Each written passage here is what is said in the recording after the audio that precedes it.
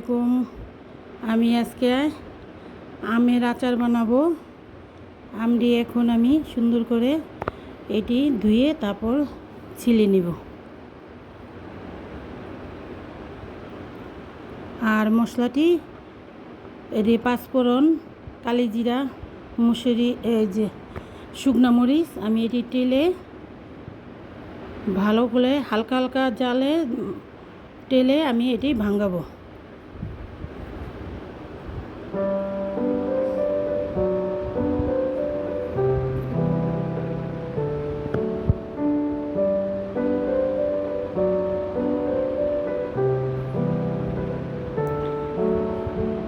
আমি এখন এই যে যেটা আনলাম এটি এখন সুন্দর করে ভাঙিয়ে ফেলবো। এটা ভাঙানো হয়ে গেল। ভাঙানোর পরে এরকম এখানে আমি চিনি দিয়ে দিব। এখন অল্প চিনি দিব। এরপর অল্প চিনি দিয়ে আমি আমটা সুন্দর করে এখন চিনি দিব। আমটা আমি শুকিয়ে ফেলেছিলাম।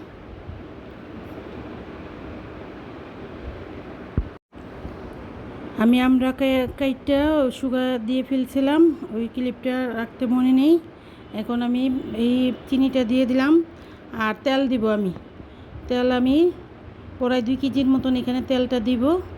2 কেজির বেশি তেলটা দিব। এটা সম্পূর্ণ তেলের ভিতরে হবে। তেল গরম করব না, রোদের তাপে তাপে আমি এই আচারটা বানাবো।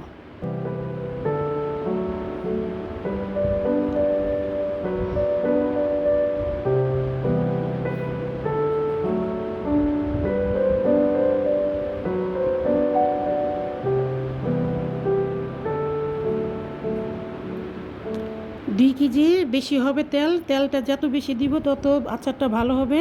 আমি এখন এটা দিয়ে রোদের তাপে আমি আচারটা বানাবো। আমি চুলায় দিব না। আমি এখন এই যে মশলাটা ভাঙালাম এই মশলাটাও দিয়ে দিব। এই মশলাটাও আমি দিয়ে দিব।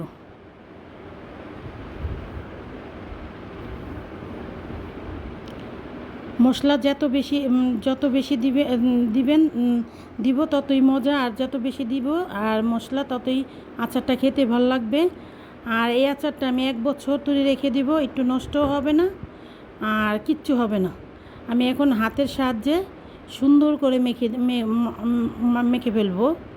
ভালো করে মেখে দিব। তেল দিয়েছি আমি ভালো করে একদম কষলিয়ে প্রতিটা এই যে আমের ভিতরে তেলটা ঢুকাবো। আমি এটা চুলায় দিব না, রোদের তাপে আমি আচারটা বানাবো। 1 বছর ধরে খেলেও এই আচারটা কখনো নষ্ট হবে না, আর ঘ্রাণটা যেরকমটা সেরকমই থাকবে। এখন আমের সিজন, আমের আচার না বানালে কি হয়?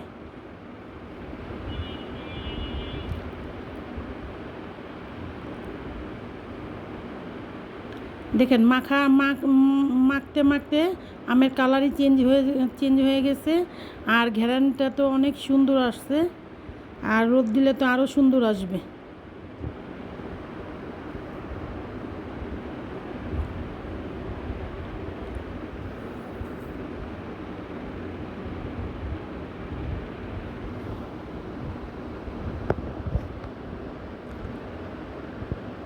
এই তেলটা আমার এই যে মাখার পরে তেলটা এখন হাতে বাজতেছে। এইটা রোদে দিলে না আরটু কমবে, তেলটা সম্পূর্ণ ভেসে যাবে। আর আমি চিনি আরও দিব। আমি এখন অল্প চিনি দিয়ে রোদে দিচ্ছি, জানি চিনিটা আমের ভিতরে যায়। আমি চিনিটা একটু অ্যাড করব পরে।